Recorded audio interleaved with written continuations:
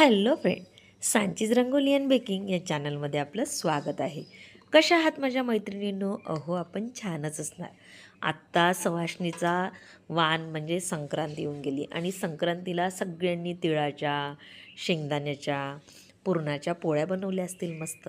पण मी इथे विचार केला की आज आपण बनवूया मस्त पाकाने रसरशीत अशी दहीपुरी. त्यासाठी खूप कमी साहित्य घेतलेलं आहे. गव्हाचं पीठ, रवा, साखर आणि दही यापासून आपण सुंदर अशी दहीपुरी बनवणार आहोत. त्यासाठी मी इथे 1 वाटी गव्हाचं पीठ छान मस्त असं चाळून घेतलं आणि कोंडा फेकून दिला. मग इथे 1 वाटी मी रवासुद्धा चाळून घेतलेला आहे.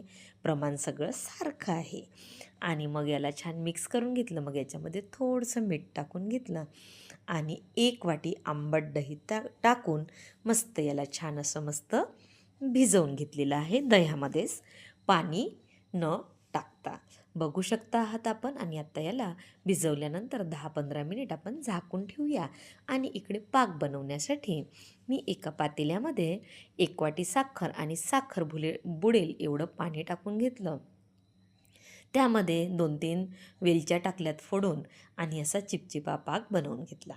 मग मी गॅसवरती कढई ठेवली आणि त्याच्यामध्ये सूर्यफुलाचं तेल टाकून छान त्याला तापवून घेतलं आणि इथे मीडियम साईजची एक चपाती लाटून घेतलेली आहे आणि त्याच्या छान मस्त अशा पुऱ्या एका वाटीच्या साहाय्याने मी पाडून घेतल्या आणि यांना मीडियम फ्लेमवरती तापवलेल्या तेलामध्ये छान मस्त अशा गोल्डन ब्राऊन होईस्तोवर छान तळून घेतल्या. पुऱ्या तळायला तसा काही वेळ नाही लागत आणि दही पुऱ्या बनवायला तर त्याहून वेळ नाही लागत.